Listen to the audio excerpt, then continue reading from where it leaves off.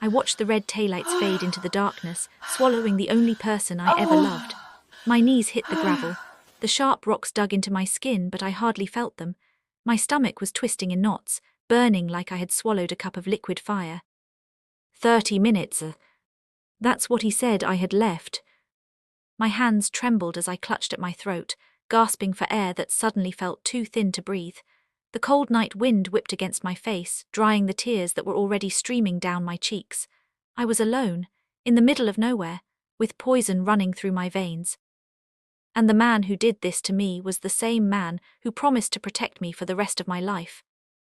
I tried to scream his name, but it came out as a choked, broken whisper. Mark! My vision blurred. The trees around me started to spin. I collapsed onto the dirt, the smell of damp earth and pine filling my nose. I closed my eyes, and for a second I thought this was it. I thought this was the end.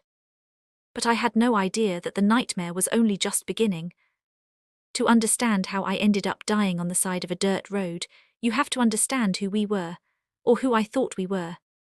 My name is Jenna, and up until 3 hours ago I was the happiest woman in the world. Mark and I had been married for 5 years, 5 perfect, wonderful years.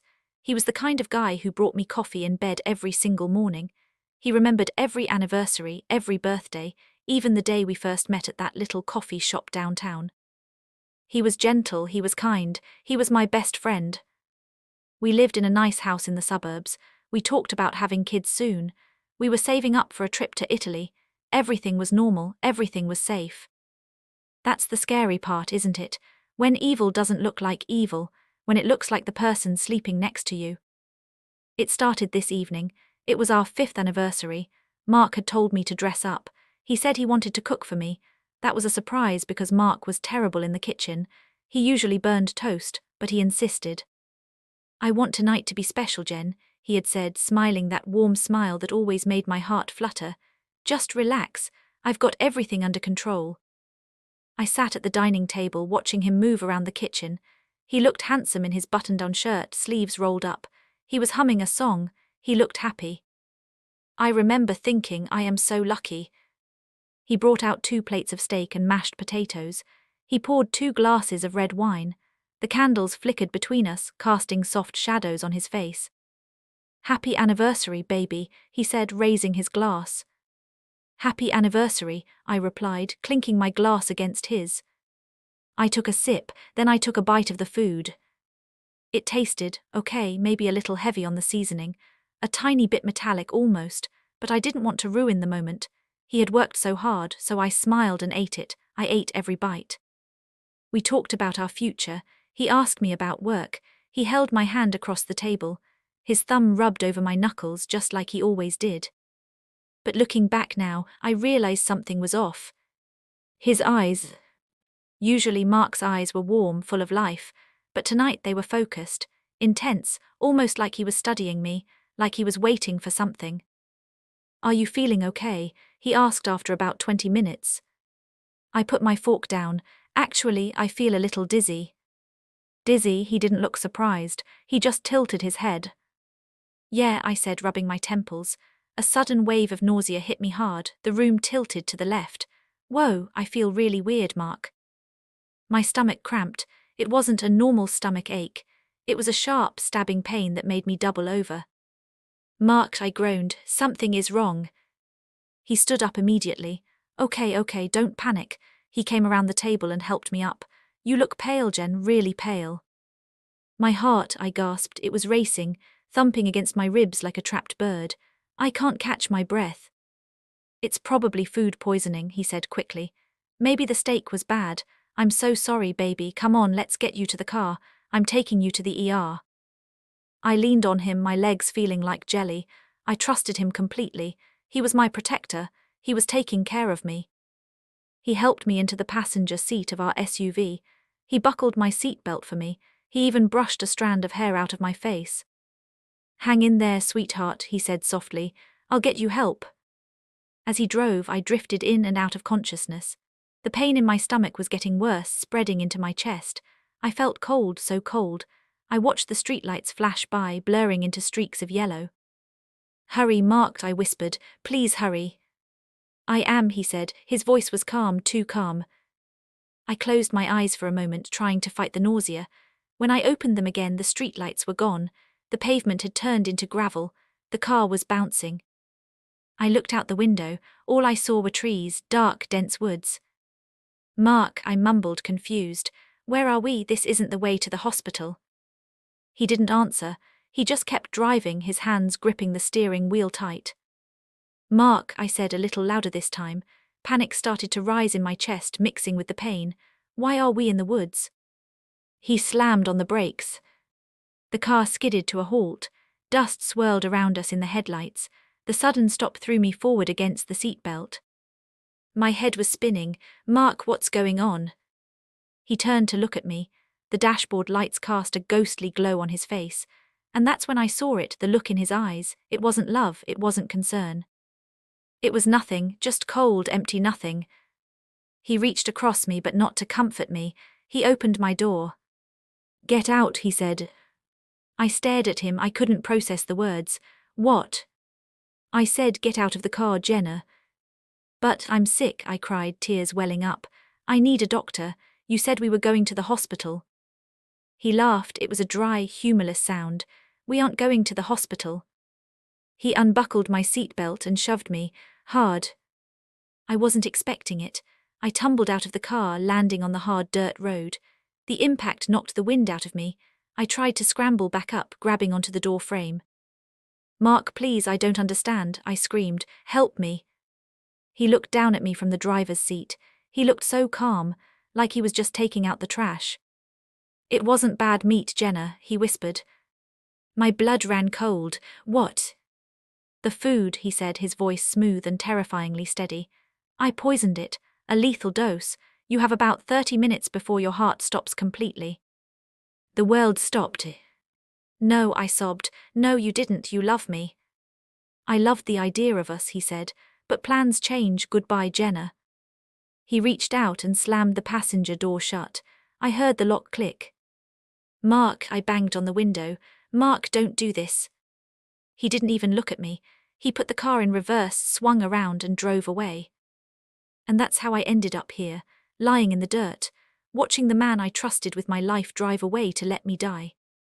I laid there for what felt like forever. My body was screaming in pain. The burning in my stomach was unbearable, but the pain in my heart, that was worse. Why would he do this? I thought about his smile this morning. I thought about the text he sent me at lunch. "Can't wait to see you tonight. Love you." Was it all a lie, every moment, every kiss? I wanted to just close my eyes and let the darkness take me. It would be easier, just go to sleep, stop the pain. But then a thought sparked in my mind, a tiny angry flame. If I died here, he won. If I died here, he would go back to our house. He would play the grieving husband. He would tell everyone I had a heart attack or I ran away or whatever lie he had cooked up. He would get the insurance money. He would erase me. No. I gritted my teeth. I dug my fingers into the dirt. I am not going to die tonight. I forced myself to sit up. The world spun violently. I vomited bile onto the grass. I wiped my mouth with the back of my hand. 30 minutes, he said I had 30 minutes. How much time had passed? 10, 15. I had to move. I couldn't stay on the road. If he came back to check the body, he would find me, or if a wild animal came. I looked around. The woods were pitch black. I didn't know where I was. I didn't have my phone. I had left it in the car. I took a deep breath, trying to steady my racing heart. I needed help. I needed people. I stood up. My legs wobbled, threatening to give out under me. I grabbed a nearby tree trunk for support. The bark was rough against my palm. "Move," I commanded myself. "Just move." I started to walk, stumbling really. I followed the dirt road for a bit, hoping it led to a main street. But the darkness was thick. The trees loomed over me like giant skeletons. Every step was a battle. My vision was tunneling. I saw flashes of light that weren't there. Left foot, right foot, breathe. I thought about my mom. She passed away 2 years ago. She never liked Mark. She always said he was too polished. "Mom," I whispered into the dark, "if you can hear me, help me." I walked for what felt like miles, but was probably only a few hundred yards. The burning in my gut was spreading to my limbs now. My fingers felt numb. My lips felt swollen. I was running out of time. I tripped over a root and fell hard, scraping my knees. I laid there panting. I didn't have the strength to get up again. This is it, I thought. I can't do it. I rolled onto my back and looked up at the sky. There were no stars, just heavy grey clouds. But then, out of the corner of my eye, I saw it. A flicker. Just a tiny yellow speck of light through the trees. I blinked, thinking I was hallucinating, but it didn't disappear, it flickered again. A light, a house, a cabin. Adrenaline surged through me. It was a desperate, final burst of energy. I dragged myself up. I didn't care about the pain anymore. I pushed through the brush, ignoring the branches that scratched my face and tore my dress. "Helps," I croaked. "Is anyone there?" The light got closer. It was coming from a small window in a wooden shack set back from the road. It looked old, run-down. I stumbled into the clearing. I reached the wooden porch and collapsed against the door. I pounded on the wood with my fist. "Help me," I sobbed. "Please, my husband, poison." My strength gave out completely. I slid down the door frame. My vision went black. The last thing I heard was the sound of a heavy deadbolt sliding back and the creak of the door opening. "Drink this." The voice was rough, deep, like gravel crunching under tires. I gasped, my eyes flying open. I was lying on a cot. The room was dim, lit only by a few oil lamps and a fireplace that crackled in the corner. It smelled like dried herbs and wood smoke. A man was hovering over me. He looked scary at first glance. Wild grey hair, a thick beard, skin like old leather. He held a tin cup to my lips. "Drink," he ordered again. "It's charcoal and saline. It'll help bind the toxin." I didn't argue, I drank. It tasted awful, gritty and salty, but I gulped it down. I coughed, sputtering. Am I alive?" The man sat back on a wooden stool. He looked at me with piercing blue eyes. He wore a flannel shirt and suspenders. "Barely," he grunted. "You're lucky you stumbled onto my porch when you did. Another 10 minutes and that monk's hood would have stopped your heart." "Monk's hood," I whispered. "Aconite," he explained. "Plant poison, nasty stuff, causes paralysis, heart failure. Hard to trace if you don't know what to look for." He knew what it was. How did he know? "Who are you?" I asked, my voice trembling. "Name's Elias," he said. "I used to be a toxicologist, retired now. I like the quiet." He gestured around the cabin. "Don't get many visitors." I tried to sit up, but my head swam. "Easy," Elias said. "You're not out of the woods yet, literally or figuratively." Tears filled my eyes again. "My husband, he said he poisoned me. He threw me out of the car." Elias nodded slowly. He didn't look shocked. He looked sad. I figured. People don't usually wander into the forest with aconite poisoning by accident. He stood up and walked to the fire, poking at the logs. "You've been out for about 4 hours." 4 hours, I panicked. "I need to call the police. I need to tell them." "You can't," Elias said without turning around. "What, why?" "Because I don't have a phone," he said. "No cell service out here either. We're 10 miles from the nearest town." I slumped back onto the pillow. "He thinks I'm dead." "That might be a good thing," Elias said. I looked at him, confused. "What do you mean?"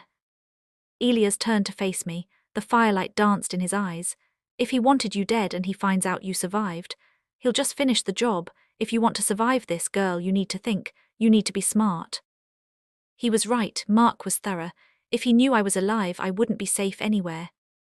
"Why would he do this?" I asked, more to myself than to Elias. "We were happy." Elias handed me a damp cloth. "Wash your face, you look like a ghost." I wiped the dirt and sweat from my forehead. My hands were still shaking. "Money," Elias suggested. "Another woman, usually it's one of the two." "We have life insurance," I whispered. A realization hit me like a punch to the gut. "A lot of it. We just increased our policies last month. Mark suggested it," he said. "He said it was responsible." I felt sick again, not from the poison but from the betrayal. He had been planning this for months, the policy change, the sudden interest in cooking, the trip to the countryside. It was all a script, and I was just a prop. "I need to go back," I said, a sudden surge of anger replacing the fear. "I need to expose him." "Not tonight," Elias said firmly. "You can't even walk straight. You stay here, rest. Tomorrow we figure out a plan." I laid there staring at the wooden ceiling beams. The fire crackled softly. Outside, the wind howled. I was supposed to be in my warm bed right now. I was supposed to be safe. Instead, I was in a stranger's cabin, hiding from the man who promised to love me forever. But as I lay there, feeling the strength slowly return to my body, something changed inside me. The Jenna who got in that car, the sweet, trusting wife, she died on that dirt road. The woman lying in this cabin was different. She was hurt, she was broken, but she was alive. And she was angry. "He thinks I'm dead," I whispered to the empty room. Elias looked over from his chair in the corner. What was that? I looked at the old man. My eyes were dry now. "I said he thinks I'm dead," I repeated, my voice harder, colder. "So let him think that, let him feel safe, let him spend that money in his head." I clenched my fist. "And when he least expects it, I'm going to come back." Elias cracked a small, crooked smile. "Now you're talking." But I had no idea just how deep the rabbit hole went. I thought it was just about money. I thought it was just a greedy husband. I was wrong. The next morning, Elias went out to chop wood. I managed to sit up and drink some water. I felt weak, but the burning in my stomach had faded to a dull ache. I saw a stack of old newspapers in the corner. I wasn't sure how recent they were, but I needed to distract myself. I picked up the one on top. It was from 2 days ago. I flipped through it aimlessly. Local news, bake sales, missing cats.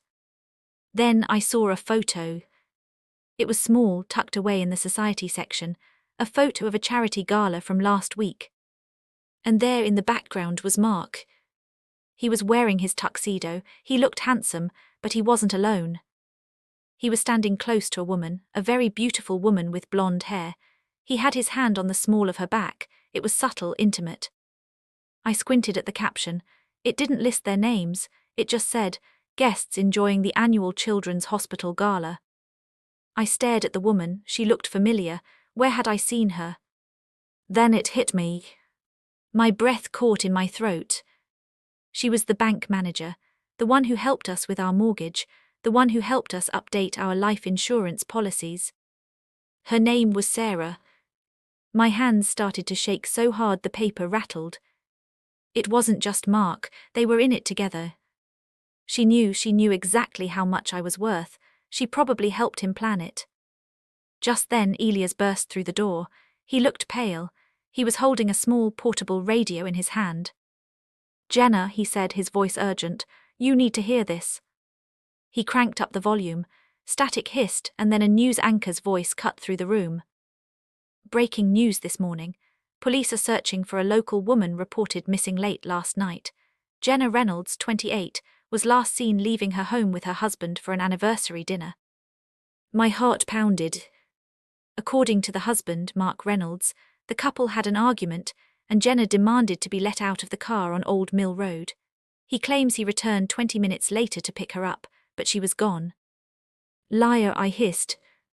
"Police found a shoe and a torn piece of clothing near the riverbank this morning," the reporter continued. "Authorities fear she may have fallen into the water. The current is strong due to recent rains. Search and rescue operations are underway, but hopes are fading." A shoe, torn clothing. I looked down at my feet. I was missing a shoe. He must have kept it. He planted it. He staged a scene at the river to make it look like an accident or a suicide. He really had thought of everything. "He's good," Elias muttered. "Scary good." "He thinks he's won," I said, standing up. My legs felt stronger now. "He's painting the narrative. He's the grieving husband who just had a fight with his wife. He's the victim." I walked over to the window and looked out at the dense forest. "Elias," I said, "do you have a car?" "I have an old truck," he said. "Why?" "I need to get to town," I said. "Not to the police, not yet. I need to get to my house. I need to see him." "Are you crazy?" Elias snapped. "If he sees you." "He won't see me," I said, turning to him. "I know that house better than anyone. There's a spare key hidden under the deck that he doesn't know about. I need to get inside. There's something in his office. A ledger. He writes everything down. If he planned this, there will be proof." Elias shook his head. "It's too dangerous." "I have to," I pleaded. "If I go to the police now, it's his word against mine. He'll say I'm crazy. He'll say I'm hallucinating from stress. He's charming, Elias. Everyone loves him. I need hard evidence. Elias looked at me for a long time. Then he sighed and reached into his pocket. He pulled out a set of rusty keys. You're stubborn, he grumbled. I like that. He tossed me the keys. My truck is round back. It's a rusted heap, but the engine runs. Thank you, I said, grabbing his hand. Thank you for saving my life. Just don't lose it again, he warned. I grabbed a heavy coat from Elias' rack to cover my torn dress. I pulled the hood up. 10 minutes later, I was driving down the dirt road in a rattling pickup truck. The sun was shining. The birds were singing. It was a beautiful day. And I was on my way to haunt my husband. I parked the truck 3 blocks away from our house. I walked through the neighbors' backyards, sticking to the bushes. My heart was hammering in my chest like a war drum. I reached our backyard fence. I peeked over. The house was quiet. The curtains were drawn. Mark's car was in the driveway. I crept up to the back deck. I dropped to my knees and felt under the loose board in the corner. My fingers brushed cold metal. The key. I took a deep breath. Here goes nothing. I unlocked the back door and slipped inside. The house smelled like coffee. It was so normal, so familiar, it made me want to scream. I tiptoed through the kitchen. I could hear a voice coming from the living room. It was Mark. He was on the phone. I froze, pressing my back against the wall. I know, he was saying. His voice wasn't sad, it was annoyed. I had to give them something. The crying act worked perfectly. The cops ate it up.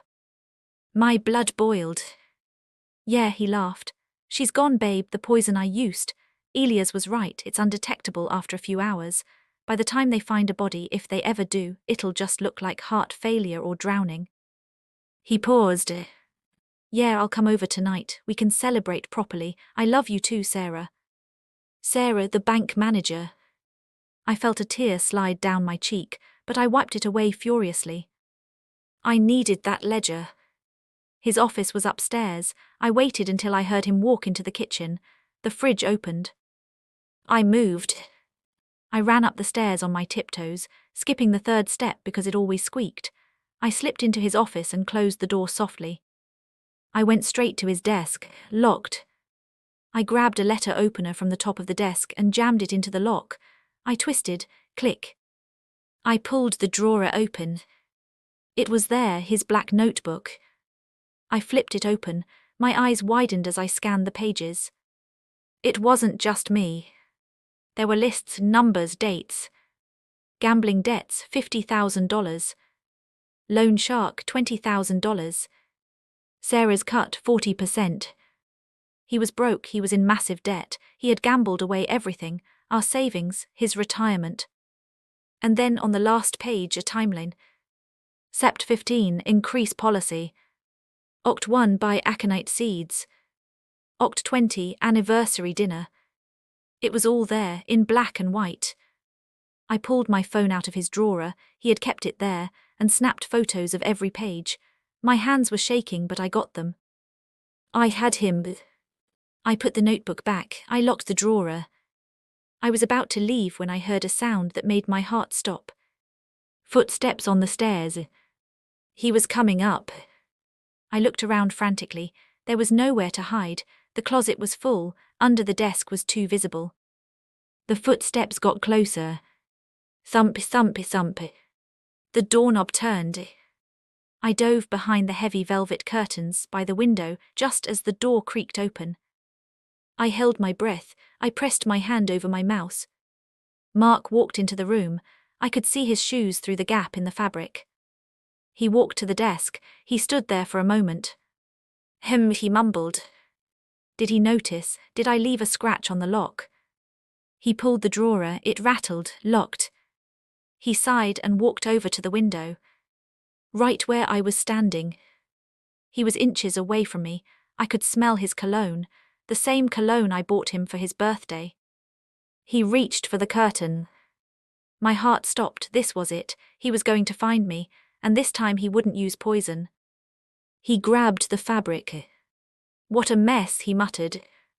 But instead of opening the curtains, he just adjusted the tie back. He was looking out the window at the street. He stood there for a terrifying minute. humming that same song from the kitchen. Then his phone rang. "Hey Sarah," he answered, turning away.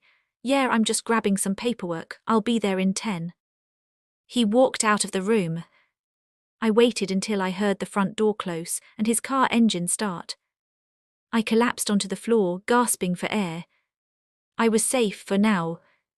But as I looked at the photos on the phone I had retrieved, a cold smile spread across my face.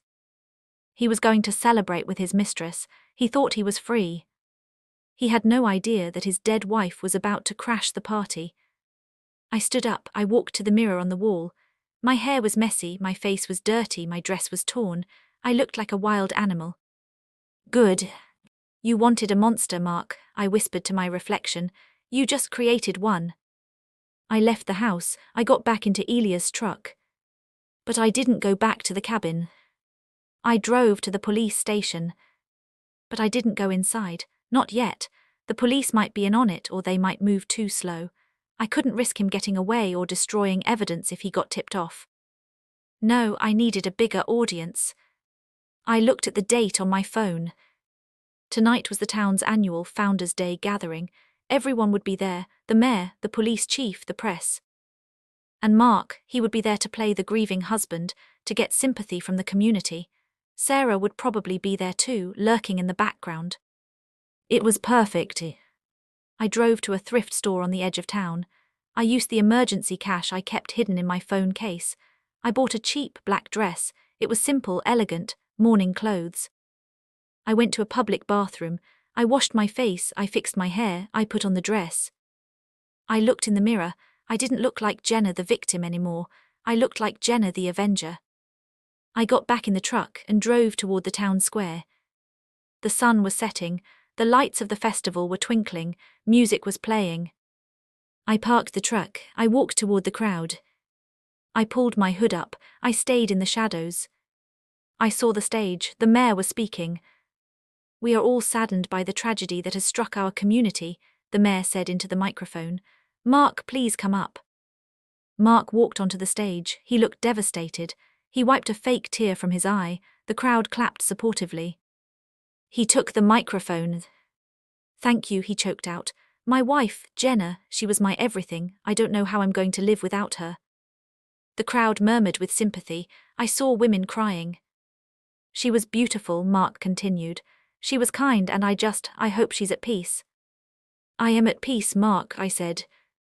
I didn't shout, but the crowd near me went silent. I lowered my hood. Gasps rippled through the people around me. It spread like a wave. People turned, pointed, screamed. Mark looked up. He squinted into the crowd. I stepped into the light. Mark's face went white, paler than paper. The microphone slipped from his hand and hit the floor with a loud screech of feedback. "Jenna," he whispered. The word was picked up by the mic. The whole town square went deadly silent. I walked toward the stage. The crowd parted for me like the Red Sea. They looked at me like I was a ghost.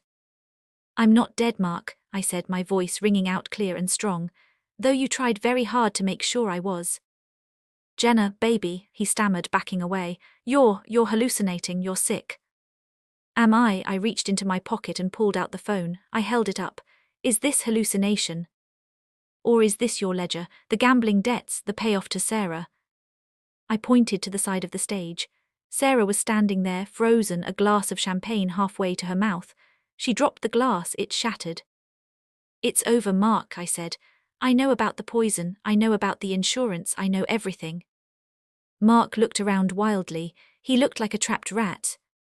"She's lying," he screamed, pointing at me. "She's mentally unstable, grab her." 2 police officers stepped forward, looking confused. "Don't touch me," I said calmly. "Check the phone, it's all there." Mark saw the officers hesitating. He realized his charm wasn't working. He panicked. He lunged. Not at me, at Sarah. He grabbed her arm and pulled her in front of him like a shield. He pulled a small gun from his waistband. He must have had it for protection. "Back off," he screamed. "Everyone back off." The crowd screamed and scattered. The police drew their weapons. "Mark, put the gun down," the chief yelled. "I'm not going to jail," Mark yelled. His eyes were wild. I was so close, I was so close. I stood my ground, I didn't flinch. You were never close, Mark, I said, staring him dead in the eye, because you forgot one thing. What? He snarled. You forgot that I'm not just your wife, I said. I'm the woman who knows all your secrets. I took a step forward. Don't come closer, he screamed. You won't shoot me, I said, because if you do, you lose the insurance money for sure, and that's all you care about, isn't it? He hesitated, just for a split second. And that was all it took. That split second of hesitation was all the officers needed. While Mark was staring at me, his eyes filled with panic and greed, a female officer lunged from his left. She tackled him hard, slamming him into the wooden floor of the stage. The gun skittered across the floorboards. No, Mark screamed, get off me, I'm innocent. Sarah tried to run. She kicked off her high heels and sprinted toward the stairs, but the chief of police was faster. He grabbed her arm and spun her around. You're not going anywhere, miss, he said grimly. I stood there frozen. My chest was heaving. The adrenaline that had kept me standing suddenly evaporated. My knees buckled. Jenna. I heard voices calling my name, but they sounded like they were underwater. The lights of the festival blurred into streaks of neon. I felt strong hands catch me before I hit the ground. I've got you, a paramedic said. Just breathe. I looked over the paramedic's shoulder. I saw them dragging Mark away in handcuffs. He was kicking and screaming, his tuxedo covered in dust. He looked at me one last time. His eyes weren't empty anymore. They were full of pure, unadulterated hate. You'll pay for this, he shrieked. You think you won, you haven't won anything. The police shoved him into the back of a squad car. The door slammed shut. The siren wailed. And then, finally, darkness took me. I woke up in a hospital bed. The room was white, sterile. The only sound was the steady asterisk beep beep beep of a heart monitor. I blinked, trying to clear the fog in my brain. My stomach felt sore, like I had done 1,000 crunches, but the burning fire was gone. You're awake. I turned my head. A detective was sitting in the chair next to my bed. He looked tired. He had a notepad on his knee. Detective Miller, he said. We met briefly at the festival. How are you feeling? Like I got run over by a truck, I croaked. My throat was dry. He poured me a cup of water. The doctors say you're going to be fine. That charcoal slurry the old man gave you, it saved your life. If you hadn't taken that, the toxin would have shut down your kidneys by now. Elias. Where is he? I asked, sitting up a little. The old man, Elias. The detective frowned. He flipped a page in his notebook. Elias. The man who found me, I said. In the cabin, he drove me to town in his truck. Detective Miller looked confused. Ma'am, we found your husband's truck abandoned near the woods, but we didn't find any cabin, and we didn't see anyone with you at the festival. You walked in alone. My heart skipped a beat. That's impossible, I said. He was there. He gave me the keys. He lives in the woods about 10 miles north of the old mill. The detective sighed. We sent a patrol car out there this morning to check your statement. They searched a 20-mile radius. There's no cabin out there, Mrs. Reynolds, just dense forest. I froze. A chill went down my spine that had nothing to do with the air conditioning. But I slept there, I whispered. I drank his water, I wore his coat. I looked around the room. There was no coat, just my ruined black dress folded on a chair. Maybe you were hallucinating, the detective said gently. The aconite poison causes severe delirium. The doctors said it's common to imagine things to cope with the trauma. I sank back into the pillows. Was he right? Did I imagine Elias? No, I felt the rough wood of his porch. I tasted the gritty charcoal. I saw the fire in his eyes. He was real. I knew he was real. But why did he disappear? Anyway, the detective said, clearing his throat. We have enough to put your husband away for a long time. The ledger you photographed, it's a gold mine. Gambling debts, embezzlement, insurance, fraud. And Sarah has already started talking. She's cutting a deal. She is. Oh yeah, Miller smirked. She threw Mark under the bus immediately, said he forced her into it, said she was afraid of him. She's lying, I said. She was smiling in the photos. We know, Miller said, but jury's like a crying woman. Doesn't matter though, we have Mark on attempted murder. He's not getting out. I should have felt relieved. The monster was in a cage, justice was served. But I didn't feel relieved. I felt a strange, nagging knot in my stomach. What about the debts? I asked. The people he owed money to. The detective shrugged. Illegal bookies, loan sharks, low-level thugs. Now that Mark is locked up, they'll probably just write it off as a loss and move on. You don't have to worry about them. Are you sure? Mrs. Reynolds, he said, closing his notebook. You're safe, go home, rest, rebuild your life, the nightmare is over. But I had no idea that the detective was dead wrong. The nightmare wasn't over, it was just changing shape. I was discharged 2 days later. My sister, Clara, came to pick me up. She had flown in from Chicago the second she heard the news. She cried for 10 minutes straight when she saw me. I knew he was no good, she sobbed, hugging me tight. I always said his eyes were too close together. I managed a weak laugh. I think that's just anatomy, Clara. No, it's a sign of a sociopath, she insisted. She drove me back to the house. Standing in the driveway, looking up at the 2-story colonial that I used to love, I felt sick. The grass was overgrown, the mail was piling up, it looked like a haunted house. You don't have to stay here, Clara said. Come to Chicago with me. I can't, I said. Not yet, I have to. I have to clean it out, I have to sell it, I can't just leave it like this. And deep down I needed to know. I needed to go through every inch of that house. I needed to see what else he had been hiding. Clara stayed with me for the first week. We slept in the guest room. I couldn't bring myself to enter the master bedroom. We ordered takeout. We watched bad reality TV. It was almost normal. But then Clara had to go back to work. Call me every day, she warned, standing by her rental car. If you don't answer, I'm calling the SWAT team. I will, I promised. I'm safe here, Clara, he's in jail. I watched her drive away. And for the first time since the poisoning, I was alone in the house. Silence is a heavy thing, it presses down on you. I walked into the kitchen, I made a cup of tea. I sat at the table, the same table where he had served me the poisoned steak. I looked at the empty chair opposite me. I decided right then that I was going to purge this house. I started that afternoon. I got trash bags, big, heavy-duty black ones. I went into his office first. I swept everything off his desk. The stapler, the pens, the stupid little Newton's cradle he loved to play with, it all went into the bag. I pulled the books off the shelves, Investment for Dummies, How to Win Friends and Influence People. Garbage, I muttered, garbage, garbage. It felt good, it felt cleansing. I opened the closet, his suits were hanging there, expensive Italian wool, the suits he wore while he was cheating on me, the suits he bought with our savings. I grabbed them by the handfuls, I didn't even fold them, I just jammed them into the bags. Then I saw it. In the back of the closet, on the floor, behind a stack of shoe boxes. A small metal box. It wasn't a safe. It was an old, rusted lockbox. I frowned, I had never seen this before, and I did the cleaning in this house. I pulled it out, it was heavy. I tried to pry it open, but it was locked. I looked around for a key, but then I remembered the letter opener. I ran to the desk, grabbed the opener and wedged it into the latch. I popped the lid. The hinge groaned. I looked inside. My heart stopped. It wasn't money, it wasn't jewelry. It was phones. 6 of them.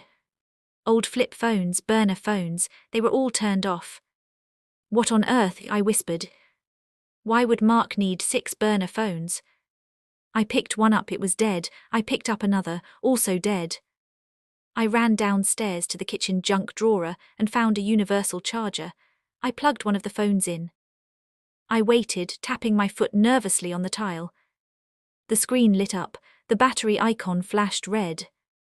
It turned on. I went to the messages. Empty. I checked the call log. Empty. He had wiped it. I checked the next one, wiped, and the next. I was getting frustrated. Why keep wiped phones? I plugged in the last one. It was a cheap plastic smartphone with a cracked screen. It turned on. I opened the messages. My breath caught in my throat. There was one thread, just one, no name saved, just a number. I scrolled up. Org 10, the package is delivered. Org 12, she suspects nothing. Sept 1, delay the payment, I need more time. Sept 2, you don't have time. Sept 5, please, just one more month. Sept 5, we will take it from her if you don't pay. I stared at the screen. We will take it from her. Me, were they talking about me? I scrolled down to the most recent messages. The date was from the day of the poisoning. Oct 20, it's done tonight. You'll get your money from the policy in 30 days. Oct 20, good, make it look like an accident. Oct 20, I handled it. I dropped the phone, it clattered onto the counter. This wasn't just a loan shark. Mark wasn't just paying a debt, he was being managed, someone was giving him instructions. Make it look like an accident. The detective said the loan sharks would just write it off.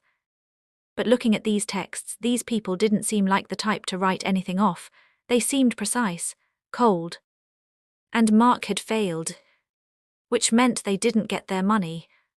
A sudden noise made me jump. Creak. It came from the hallway. I froze. I lived in an old house, it made noises, pipes groaned, wood settled. But this sounded like a footstep. Hello, I called out, my voice trembled. Silence. Is anyone there? Nothing.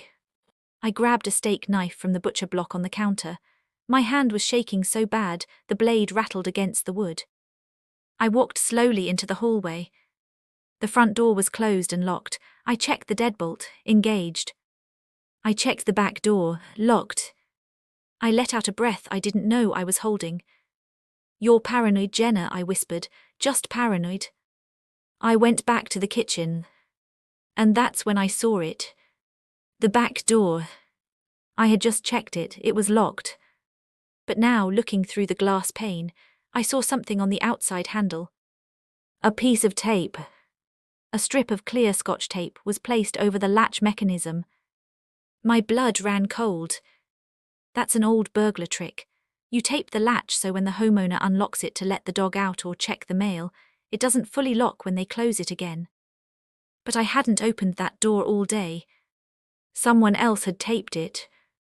Which meant someone had been here, today, while I was upstairs cleaning. I backed away from the door. I needed to get out. I needed to call the police. I grabbed my cell phone and dialed Detective Miller. It rang and rang. Voicemail, I cursed. Detective Miller, this is Jenna Reynolds. Someone is trying to break into my house, or someone has been here. Please send a car, now. I hung up and ran to the living room. I was going to leave. I was going to get in my car and drive until I ran out of gas. I grabbed my purse. But then my phone buzzed in my hand. Unknown caller. I stared at the screen. It buzzed again. I answered it, hello. Did you find the phones, Jenna? The voice was distorted, digital like a robot. I almost dropped the phone. Who is this? Mark was clumsy, the voice said. He kept things he shouldn't have kept. Sentimentality is a weakness. What do you want? I screamed. I was backing toward the front door. We want what is owed, the voice said calmly. Mark's debt didn't die with his arrest, it transferred. Transferred to who? To his next of kin, to his assets, to you. I reached the front door. I fumbled with the lock. I don't have any money, I yelled. He spent it all. We know, the voice said. But you have the house, you have the jewelry, you have a kidney, we are flexible. A kidney. I threw the deadbolt open and yanked the door. Don't go outside, Jenna. I froze, 1 foot on the porch. Why, I whispered. Because we are watching you, the voice said. Look at the mailbox. I looked across the lawn to the mailbox at the end of the driveway. There was a black sedan parked across the street. The windows were tinted pitch black. If you run, we take you, the voice said. If you call the police, we disappear and we come back when they leave. We are very patient. I slammed the door shut and locked it. I leaned against it, sliding down to the floor. What do you want me to do? I sobbed. Mark hid something else, the voice said. He didn't tell us where it is. He thought he could use it as leverage, insurance against us. I don't know what you're talking about. Find it, the voice commanded. He stole a hard drive from us. It contains sensitive business files. He hid it in that house. Find it, give it to us, and the debt is cleared. You live. And if I can't find it, then we burn the house down, with you inside. Click. The line went dead. I sat on the floor, hugging my knees. A hard drive Mark stole from the mob or a cartel, and he hid it here. That's why he poisoned me. Not just for the insurance money. He needed me out of the way so he could retrieve the drive or maybe flee with it. Or maybe the drive was hidden in something of mine. I stood up. I had to think like Mark. If I were a lying, cheating, stealing sociopath, where would I hide a piece of blackmail material? I looked around the house. The safe was empty, the office was cleared out. Then I remembered the soft backstory. Our anniversary, the coffee shop where we met. He was sentimental about his asterisk victories. He kept trophies. The ledger was in his desk, the phones were in his closet. Where was the drive? I ran upstairs to the bedroom. I looked at the nightstand. There was a picture frame, a photo of us on our wedding day. I grabbed it, I ripped the backing off. Nothing. I checked the mattress, I lifted it up. Nothing. I was tearing the room apart, throwing clothes, ripping pillows. Think, Mark, think, I screamed. Then my eyes landed on the ventilation grate in the corner of the room. In movies, people always hide stuff in the vents. It was a cliché. Mark loved clichés. I ran over to the vent. I dug my fingernails under the metal cover and pulled. It was painted shut. I ran to get a screwdriver from the bathroom kit. I unscrewed the screws, 1, 2. The cover clattered to the floor. I reached my hand into the dark, dusty shaft. I felt around dust bunnies, a loose screw. My fingers brushed against something plastic. I grabbed it and pulled. It wasn't a hard drive. It was a small velvet jewelry box. I opened it. Inside was a diamond necklace, a big one. And a note. I unfolded the paper. It was Mark's handwriting. For Sarah, when this is all over, we live like kings. I threw the box across the room in disgust. Useless, I yelled. I sat back on the floor, defeated. The black sedan was outside. They didn't give me a time limit, but they said they were patient. Wait. The phone call, the robot voice said. Mark hid something else, he didn't tell us where it is. If Mark stole it to use as leverage, he wouldn't hide it in the house. The house is the first place they would look. He would hide it somewhere I would never look, or somewhere only I could access but wouldn't know I was accessing it. I thought about the last few months. Mark had given me gifts, a watch, new luggage, a car detailing service. The SUV I was poisoned in. The police had searched it, but they were looking for poison, not a microchip or a drive. And the car was, where? It was impounded. No, wait, Detective Miller said, we found his truck. The SUV is being released to you tomorrow. The car wasn't here, it was at the impound lot downtown. I grabbed the burner phone, the one with the text messages. I texted the number back. I know where it is. I waited. A reply came instantly. Tell us. I typed, it's not in the house, it's in the car. The police have the car, it's being released tomorrow. There was a long pause. Get the car, get the drive. Bring it to the old abandoned sawmill on Route 9 tomorrow night at midnight. Come alone.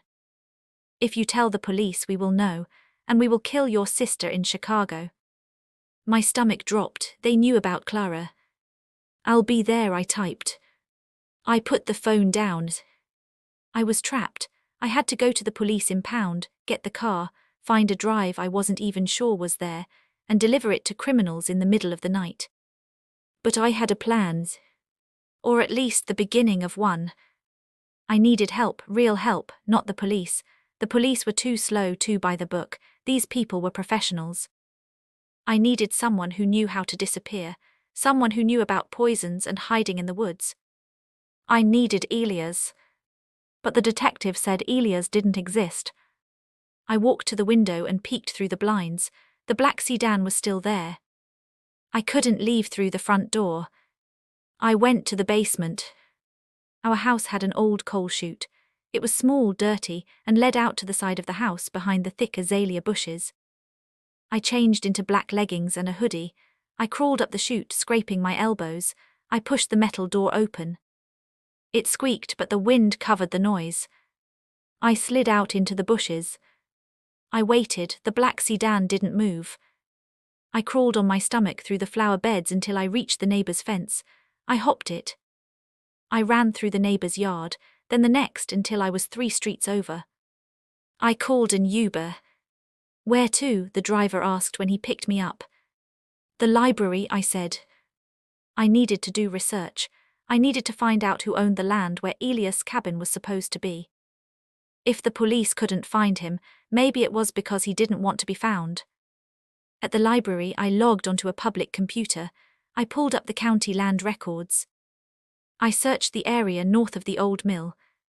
It was all listed as state-protected forest, no private ownership. But then I zoomed in on the satellite map. The images were a few years old. I scanned the trees. Green, green, green. There it. A tiny brown square, a roof. It was there. I checked the coordinates. It was deep in a valley hidden by ridges. That's why the patrol car missed it. They probably stayed on the main logging roads. I printed the map. Now I just had to get there without a car. It was 10 miles. I started walking. I stuck to the tree line, avoiding the main roads. It took me 4 hours. My legs were burning. The sun went down. By the time I reached the spot on the map, it was pitch black. I used my phone flashlight. "Elias," I called out. "It's Jenna." Silence. I pushed through the brush, and then I stepped into the clearing. My heart sank. The cabin was gone. Well, not gone, but burned. It was a pile of charred wood and ash. Smoke was still rising from the embers. "No," I whispered. I ran to the ruins. Elias. Had they found him? Had the people in the black sedan come here? I kicked through the ash. I was looking for a body, bones, anything. But I found nothing. Then I saw something sticking out of a half-burned fence post. It was a knife, a hunting knife, stabbed deep into the wood. And stuck under the blade was a piece of paper. I pulled it loose. The edges were singed. I shined my light on it. It was a note, scrawled in charcoal. "Stop looking for me. You're drawing attention. Check the spare tire." I stared at the note. "Check the spare tire." The spare tire of what? My SUV. Elias knew. He knew about the drive. He knew about the car. How? Who was this old man? Suddenly I heard a twig snap behind me. I spun around, holding the knife. "Who's there?" A figure stepped out of the shadows. It wasn't Elias. It was a woman. She was tall, wearing a trench coat. She held a gun, but she wasn't pointing it at me. She was holding it loosely at her side. "You're hard to keep up with, Jenna," she said. I recognized her voice. It was Sarah. Mark's mistress. "Sarah," I gasped. "You're in jail," the detective said. "Bail," Sarah said, stepping closer. "Mark's bail was denied. Mine was set at 50 grand. I have rich parents." "Stay back," I raised the knife. "You helped him. You tried to kill me." "I helped him plan the insurance fraud," Sarah said calmly. "I didn't know about the poison until it was too late. I'm a thief, Jenna, not a murderer." "I don't believe you." "You should," she said, "because I'm the only one who can help you survive tomorrow night." I lowered the knife slightly. "How do you know about tomorrow night?" "The cartel contacted me too," Sarah said. "They think I know where the drive is. They threatened my family." She holstered her gun. "We have a common enemy, Jenna. Mark screwed us both. He stole from the Los Santos cartel, panicked, and tried to pay them off with your life insurance. When that failed, he left us holding the bag." She held out her hand. I have a fast car parked on the logging road. I know you need to get to the impound lot. Let's work together. We give them the drive, we clear the debt, and then we never see each other again. I looked at Sarah, the woman who slept with my husband, the woman who laughed at my expense. But she looked terrified, her hands were shaking. And I was alone in the woods with a burnt-down cabin and a cryptic note from a ghost. Why should I trust you? I asked. You shouldn't, she said, but do you have a better plan? I didn't. Fine, I said, but I hold the knife. Deal. We walked back to her car in silence. The next morning, the plan went into motion. Sarah drove me to the impound lot. I went in to claim the SUV. The guy at the counter chewed gum and looked bored. ID. I gave it to him. Sign here. I signed. He handed me the keys. I walked out to the lot. My SUV was parked in row G. It looked normal, a little dusty. I unlocked it, I popped the trunk. I lifted the floor mat. There was the spare tire. Okay, Elias, I whispered, let's see if you're real. I unscrewed the bolt holding the tire down. I hauled the heavy rubber tire out of the well. I shook it. Something rattled inside. It was inside the tire itself. I needed to cut it open. I waved Sarah over. She drove her car up next to mine to block the view from the security cameras. Did you find it? She hissed. It's inside the tire, I said. Give me a knife. She handed me a pocket knife. I sawed at the sidewall of the tire. It was tough, reinforced rubber. It took me 10 minutes of sweating and grunting. Finally, I made a slit big enough. I reached in. My hand closed around a small, hard object. I pulled it out. It was a USB drive, wrapped in plastic and duct tape. Got it, I said. Sarah's eyes went wide. That's it, that's what they want. Apparently. I held the drive in my hand. This tiny thing was worth my life. Let's go, Sarah said. Midnight isn't far away. We spent the afternoon in a motel room waiting. We didn't talk much. The tension was thick enough to choke on. At 11:30 p.m. we drove to the old sawmill. It was a desolate place. Rusted machinery, broken windows, moonlight casting long, creepy shadows. You stay in the car, I told Sarah. Keep the engine running. If things go south, drive away. What about you? I'll figure it out. I got out of the car. I held the drive tight in my fist. I walked into the center of the sawmill yard. I'm here, I yelled. Floodlights blinded me. They clicked on from the roof of the mill, bathing the yard in harsh white light. I squinted, shielding my eyes. 3 men walked out of the mill. They wore suits. They looked like bankers, but they moved like soldiers. The man in the middle spoke. The drive. Let me see the proof that the debt is cleared first, I said, my voice shaking but loud. The man laughed. You are in no position to negotiate, Mrs. Reynolds. He pulled out a gun. A silencer was attached to the barrel. Give me the drive, or I put a bullet in your knee. I hesitated. Now, I threw the drive. It landed in the dirt at his feet. He picked it up, he inspected it. He nodded to one of his goons who pulled out a laptop. He plugged it in. I waited. My heart was pounding against my ribs. It's encrypted, the goon said, but it looks like the right file structure. The leader nodded. He put the laptop away. He looked at me. Thank you, he said. So I can go, I asked. He smiled. It was a cold, reptilian smile. No, he said, you've seen our faces, and you know about the drive. We can't have loose ends. He raised the gun. I squeezed my eyes shut. This is it. Bang. The shot rang out. But I didn't feel any pain. I heard a thud. I opened my eyes. The leader was on the ground. He was clutching his shoulder, screaming. The gun had flown out of his hand. What the other 2 goons spun around, pulling their weapons. Bangs, bang. 2 more shots, precise from the darkness. The floodlights shattered, plunging us into semi-darkness. Run, Jenna. I knew that voice. It was Elia's. I scrambled backward, diving behind a pile of logs. Bullets pinged off the machinery above me. "Get her," one of the goons yelled. I crawled through the mud. I saw the muzzle flashes from the tree line. Elias was up there, he was a sniper. Suddenly, a car engine roared. "Sarah." She slammed on the gas. Her car fishtailed into the yard, kicking up gravel.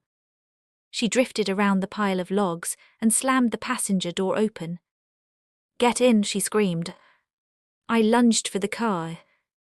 I dove into the seat just as the back window shattered from a bullet. "Go, go, go," I yelled. Sarah floored it. We sped out of the sawmill, tires screeching.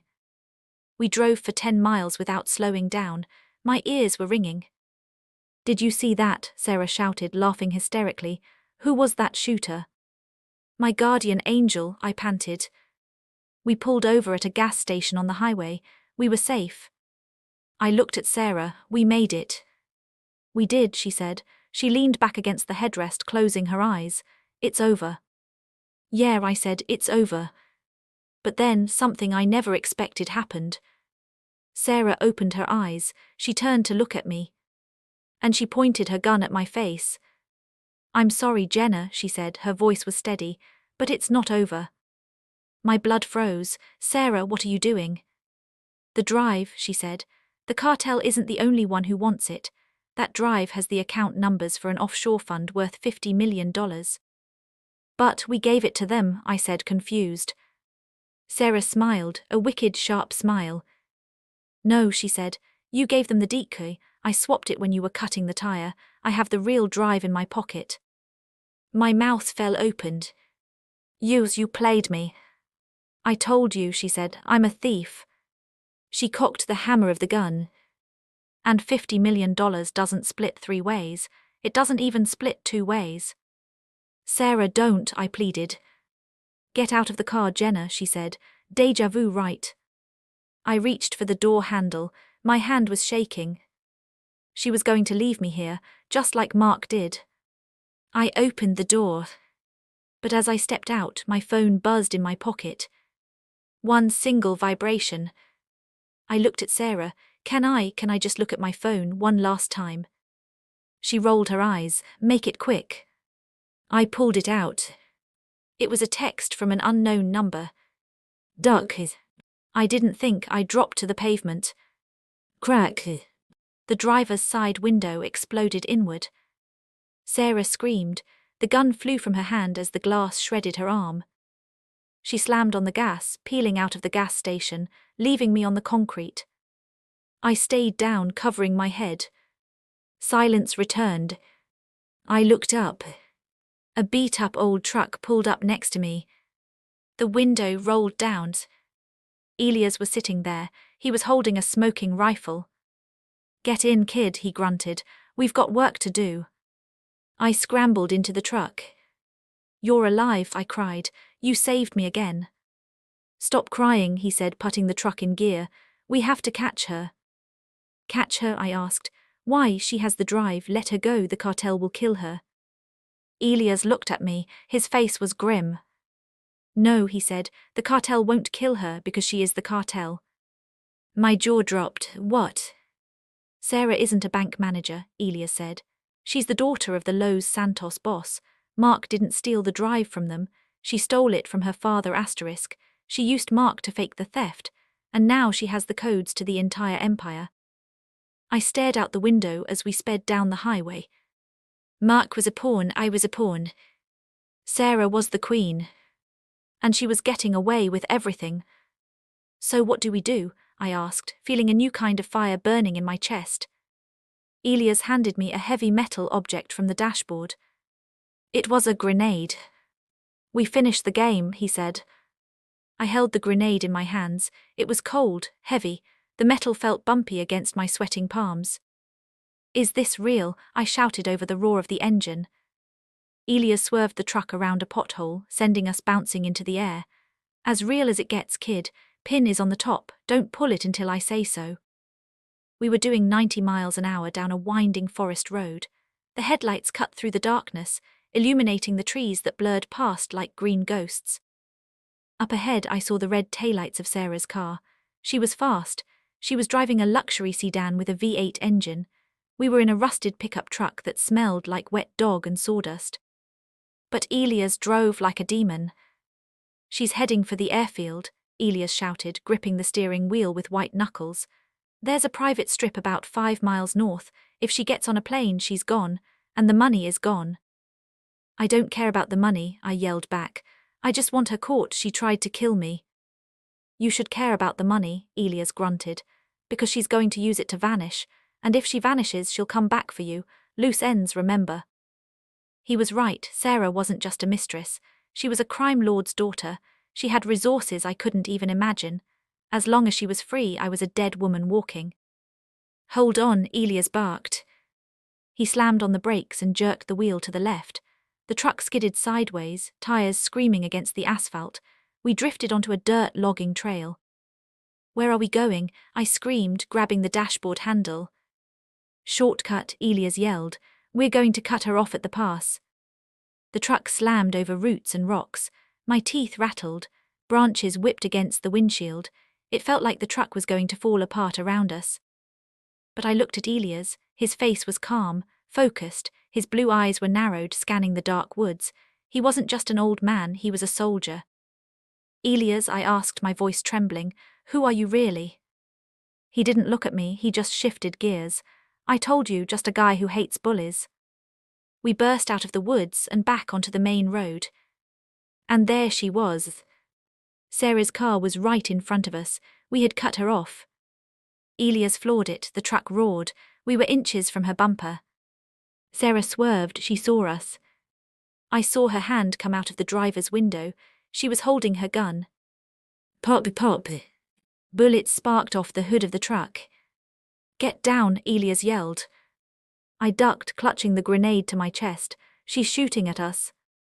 "Let her shoot," Elias said. "She's panicking." He reached under his seat and pulled out a megaphone. A megaphone. He handed it to me. "Tell her to pull over." "What?" "Do it, it'll freak her out." I rolled down my window just a crack. I put the megaphone to my lips. "Pull over, Sarah," I screamed. My voice boomed through the night, distorted and loud. "It's over." I saw her car swerve. She was terrified. She thought she had killed me. Hearing my voice, loud and booming, must have felt like a ghost coming for vengeance. "Now," Elias said, "the grenade." "Do I throw it?" I asked, terrified. "Not yet," Elias said. "We're coming up on the bridge, it's a bottleneck. She has to slow down. When she brakes, you throw it in front of her car." "Will it blow up the bridge?" I panicked. Elias smirked. "It's a flashbang, Jenna. Stun grenade, blind her, disorient her. I'm not a murderer." I let out a breath of relief. We saw the bridge lights ahead. Sarah's brake lights flared red. She was slowing down to take the narrow turn. "Now," Elias shouted, "pull the pin, throw it." I yanked the metal ring. It pinged as it came loose. I leaned out the window. The wind whipped my hair into my face. I threw the metal ball with everything I had. It sailed through the air, arcing over the asphalt. It landed perfectly, bouncing once right in front of her windshield. Boom! A blinding white light exploded. It turned the night into day for a split second. A deafening crack echoed through the valley. Sarah screamed. I could hear it even over the engines. Her car swerved violently. She was blind. She hit the guardrail. Sparks flew. The car spun out, doing a full 360, screeching and smoking, before slamming into the concrete barrier on the far side of the bridge. Steam hissed from her radiator. The car was dead. Elias slammed on the brakes. We skidded to a halt about 50 feet away. "Stay here," Elias ordered, reaching for his rifle. "No," I said, opening my door. "I'm finishing this." I didn't wait for him to argue. I jumped out of the truck. My legs were shaking, but my steps were firm. I walked toward the smoking wreck. The driver's door kicked open. Sarah stumbled out. She was coughing. She looked disoriented, waving her hand in front of her face. She had lost her gun in the crash. Her expensive trench coat was torn. She looked up and saw me walking toward her. Her eyes went wide. You, she hissed, why won't you just die? I guess I'm stubborn, I said. I stopped 10 feet away from her. Sarah laughed. It was a manic, broken sound. She reached into her pocket and pulled out the USB drive. You want this, she sneered. You want the money. I don't care about the money, I said calmly. Liar, she screamed. Everyone cares about the money. Mark did, my father does, you do. She held the drive over the edge of the bridge. Below us the river rushed, black and deep. One step closer and I drop it, she threatened, and then nobody gets the 50 million. I crossed my arms, I didn't move. Go ahead, I said. Sarah blinked, she looked confused. What? Drop it, I said. Throw it in the river, I don't care. She hesitated, she was bluffing. She needed that money to escape her father. If she destroyed it, she was dead anyway. You're bluffing, she spat. Am I? I took a step forward. You're the one with nowhere to go, Sarah. Mark is in jail, your car is totaled, and the police are on their way. I can buy the police, she yelled. I have the codes. You have nothing, I said. Then I pulled out my phone. While we were driving, I said, I forwarded a little audio file. Sarah froze. What file? The recording from the gas station, I said. When you admitted you stole from your father, when you admitted you were planning to keep the money for yourself. Her face went pale, ghostly white. Who did you send it to? She whispered. I sent it to a number I found on Mark's burner phone, I said. The one labelled the boss. Sarah's knees buckled. She grabbed the guardrail to stop herself from falling. No, she whimpered. No, you didn't. He'll kill me. He'll skin me alive. I know, I said coldly. That's why you have two choices. I pointed down the road. Sirens were wailing in the distance. Blue and red lights were flashing against the trees. Choice one, I said. You wait for your father's men to find you. I'm sure they're tracking your phone right now. Sarah looked around wildly, terror in her eyes. Choice two, I continued. You give me the drive, you get on your knees, and you let the police arrest you. Prison is the only place your father can't get to you immediately. She looked at the sirens, then she looked at the dark woods. She knew I was right. She started to cry, ugly, heaving sobs. The arrogant, powerful woman was gone. She was just a scared little girl who got caught in a game she couldn't win. She dropped the USB drive on the asphalt. She fell to her knees. She put her hands on her head. Please, she sobbed, don't let them take me. I walked over, I picked up the drive. It felt light, insignificant. Elias, I called out. The old man stepped out from the shadows of the truck. He lowered his rifle. Zip ties, I asked. He tossed me a pair of plastic zip ties.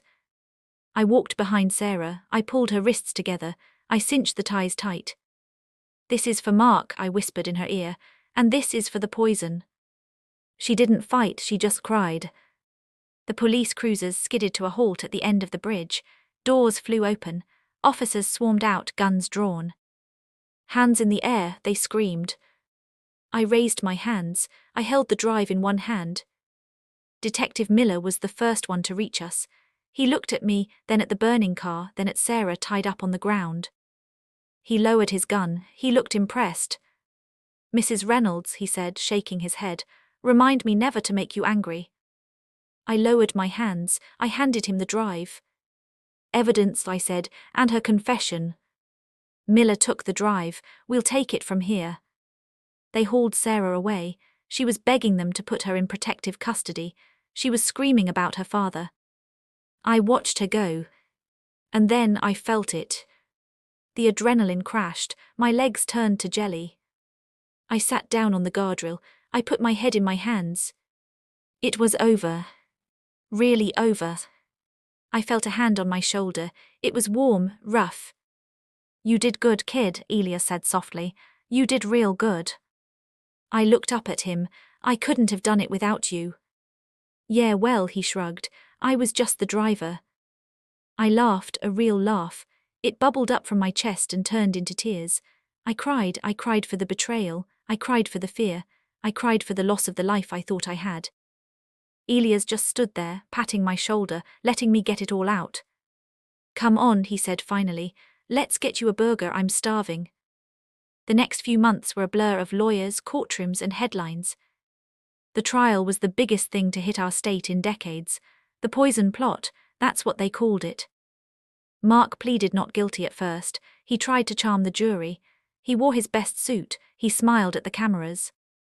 But when Sarah took the stand, his smile vanished. She told them everything. To save her own skin, she burned him to the ground. She detailed the fraud, the gambling, the plan to kill me. Mark got life without parole. When the judge read the verdict, Mark looked back at me sitting in the gallery. I wasn't hiding. I was wearing a bright red dress. I looked him right in the eye. He looked small, pathetic. I didn't feel angry anymore. I just felt free. Sarah got 20 years. She was safer in prison than she was on the outside. Her father's organization was dismantled piece by piece, thanks to the files on that hard drive. As for me, I became a bit of a celebrity, the survivor, the avenger. I got a book deal, I went on talk shows. But I didn't care about the fame. I sold the house, I couldn't live there anymore, too many ghosts. I sold the diamond necklace, the one Mark bought for Sarah. It fetched a pretty penny, enough to pay off my student loans and buy a small cottage. But there was one thing missing. One loose end. Elias. After that night on the bridge, he vanished again. He gave his statement to the police, and then he just slipped away. I went back to the woods. I went to the spot where his cabin used to be. It was still just a pile of ash. I asked the locals. Nobody knew where he went. Some people said he moved to Alaska, some said he died. I felt a hole in my heart. He was the father figure I never knew I needed. One afternoon, about 6 months later, I was unpacking boxes in my new cottage. It was a sunny day. I had the windows open. I heard a truck rumble up the driveway. My heart skipped a beat. I ran to the door. It was a rusted, beat-up pickup truck. Elias climbed out. He was wearing a new flannel shirt, but he still looked like a grump. He was holding a small potted plant. Elias, I screamed. I ran down the porch steps and threw my arms around him. He stiffened at first, then awkwardly patted my back. Easy kid, he grumbled. You're gonna break my ribs. I pulled back, wiping tears from my eyes. Where have you been? I thought you left forever. Had to lay low for a while, he said, until the heat died down with the cartel. He held out the plant. It had purple flowers. What is this? I asked. Wolfsbane, he said, aconite. I stared at him. You brought me the plant that poisoned me. It's also a beautiful flower, he said with a wink, and a reminder that what doesn't kill you makes you incredibly dangerous. I finished for him. He laughed, a deep, gravelly belly laugh. I'm rebuilding the cabin, he said. Got some new lumber, could use a hand painting the fence. I smiled. I'm pretty good with a paintbrush. Good, he said, because I'm not paying you. Deal. We walked up to the porch. I made coffee. We sat in rocking chairs and watched the sun go down over the hills. I thought about Mark rotting in his cell. I thought about the girl I used to be, scared, dependent, blind. She was gone. The woman sitting on this porch was strong. She was a survivor. She had scars, yes, but scars just mean you healed. I took a sip of my coffee. I looked at Elias, who was grumbling about the price of nails. I looked at the beautiful, deadly purple flower sitting on the table. And for the first time in a long time, I didn't feel fear. I didn't feel pain. I felt peace. I leaned back in my chair, closed my eyes, and let the warm sun hit my face.